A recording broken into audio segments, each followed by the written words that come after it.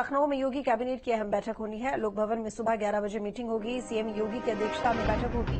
कई प्रस्तावों पर मुहर लग सकती है। विकास से जुड़े प्रस्ताव हो सकते हैं पास। तो बड़ी जानकारी आपको दे रहे हैं। बता दें कि आज लखनऊ में योगी कैबिनेट की अहम बैठक, लोक भवन में सुबह 11 बजे मीटिंग होगी। सीएम योगी की अध्यक्षता में बैठक होगी और कई प्रस्तावों पर मुहर भी लग सकती है। विकास से जुड़े प्रस्ताव पास हो सकते हैं। तो 11 बजे ये बैठक होनी है। सीएम योगी आदित्यनाथ की अध्यक्षता में बैठक होगी, कैबिनेट बैठक, जिसमें कई अहम प्रस्ताव जिन पर मुहर लग सकती है और विकास से जुड़े कई प्रस्ताव हैं जो कि पास हो सकते हैं। तो आज कैबिनेट बैठक है लखनऊ में 11 बजे और तमाम कैबिनेट मंत्री बैठक में शामिल होंगे। मुख्यमंत्री योगी आदित्यनाथ के नेतृत्व में बैठक होगी। कई अहम मुद्दे हैं जिनको लेकर चर्चा होगी। साथ ही विकास के मुद्दे जिसको लेकर कई प्रस्ताव पास हो सकते हैं। तो अहम बैठक आज होने वाली है। कई प्रस्तावों पर मुहर लगाई जा सकती है। विकास से जुड़े प्रस्ताव पास हो सकते हैं। तो 11 बजे लोक भवन में सुबह ये मीटिंग होनी है। ज्यादा वक्त अब नहीं बचा है, मात्र 1 घंटे का वक्त और 1 घंटे बाद कैबिनेट बैठक शुरू हो जाएगी और तमाम कैबिनेट मंत्री जो कि बैठक में शामिल होंगे और मुख्यमंत्री योगी आदित्यनाथ के नेतृत्व में इस बैठक का आयोजन लोक भवन में किया जाएगा। तो आज लखनऊ में योगी कैबिनेट की अहम बैठक होनी है, जिसमें कई प्रस्तावों पर मुहर लग सकती है। कई विकास के प्रस्ताव हैं जिन पर चर्चा संभव है, उनको पास किया जा सकता है। हालांकि अभी थोड़े दिन पहले कैबिनेट बैठक हुई थी जिसमें बीजेपी का जो प्रदर्शन रहा लोकसभा चुनावों में, उसको लेकर चर्चा हुई थी। कई मुद्दों को लेकर बातचीत हुई, लेकिन फिलहाल अब बीजेपी आगे की कार्रवाई को लेकर, विकास के मुद्दों को लेकर ये कैबिनेट बैठक कर रही है, जो कि बेहद महत्वपूर्ण है। अब आगे क्या रणनीति के तहत प्रस्ताव पास होने जरूरी है, कौन से विकास के मुद्दे हैं जिनको लेकर प्रस्ताव पास किया जाएगा, उन तमाम विषयों को लेकर चर्चा होगी और प्रस्तावों पर मुहर लगेगी।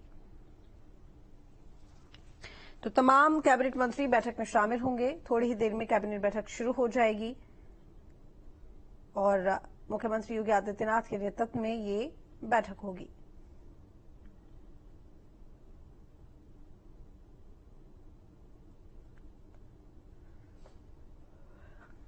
तो कई प्रस्तावों पर मुहर लग सकती है। विकास से जुड़े प्रस्ताव पर भी मुहर लग सकती है और लगभग 11 बजे के आसपास ये कैबिनेट बैठक होनी है। तमाम कैबिनेट मंत्री जो कि पहुंचना शुरू हो गए हैं। 11 बजे बैठक शुरू हो जाएगी। आलोक जी हमारे साथ में जुड़े हुए ज्यादा जानकारी के साथ में। आलोक, जानना चाहूंगी क्योंकि कैबिनेट बैठक आज है, अभी हाल ही में कुछ दिनों पहले भी कैबिनेट बैठक हुई थी, लेकिन उसमें जो सबसे बड़ा मुद्दा था वो ये था कि लोकसभा चुनावों में जो बीजेपी का प्रदर्शन रहा है उसको लेकर जो भी रिपोर्ट थी या समीक्षा थी। लेकिन अगर अभी आज की बात हम करें तो 11 बजे ये कैबिनेट बैठक होनी है। क्या है मुद्दे, कौन से विकास के मुद्दे रहेंगे जिनको लेकर प्रस्ताव पास हो सकता है इस कैबिनेट बैठक में?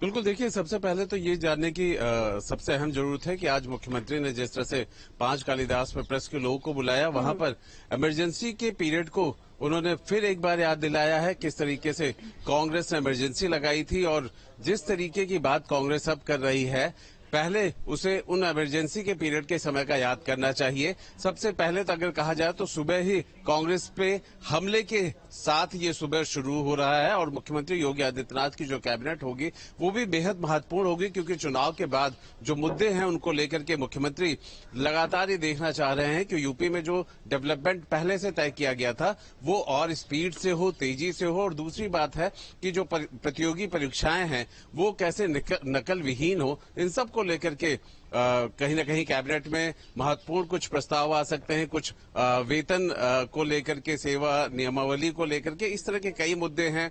शिक्षा के विभागों को लेकर के कुछ प्रस्ताव हैं जो कि महत्वपूर्ण माने जा रहे हैं। जी बिल्कुल। और इसके साथ ही क्योंकि तमाम कैबिनेट मंत्री शामिल होंगे, ज्यादा अब वक्त नहीं है, थोड़ी देर का ही वक्त है। अगर इन मुद्दों की अगर हम बात करें, खासकर जिस तरीके से अब अगर हम केंद्र की बात करें तो वहां पर सदन चल रहा है, और अगर हम यहाँ पर बीजेपी की या प्रदेश की बात करें उत्तर प्रदेश में, तो यहाँ पर भी थोड़े दिनों में सत्र को लेकर आगे कुछ न कुछ होगा। तो क्या आगे आने वाले सत्र को लेकर कोई बातचीत इस बैठक में हो सकती है?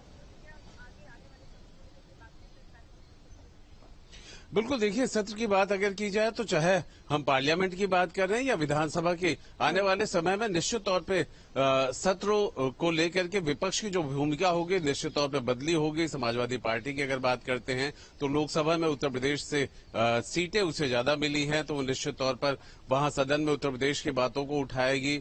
दूसरी तरफ यहाँ पे भी अगर सदन जब बुलाया जाएगा तो अब विपक्ष की भूमिका इस चुनाव के बाद अगर हम कहें तो थोड़ी अलग नजर आएगी, पर सरकार अपने कामकाज को लेकर के खासतौर पे यूपी की बात करते हैं तो जिस तरीके से डेवलपमेंट के मॉडल पे काम कर रही है। चलिए ठीक है आलोक, बहुत शुक्रिया आपका तमाम जानकारी के लिए।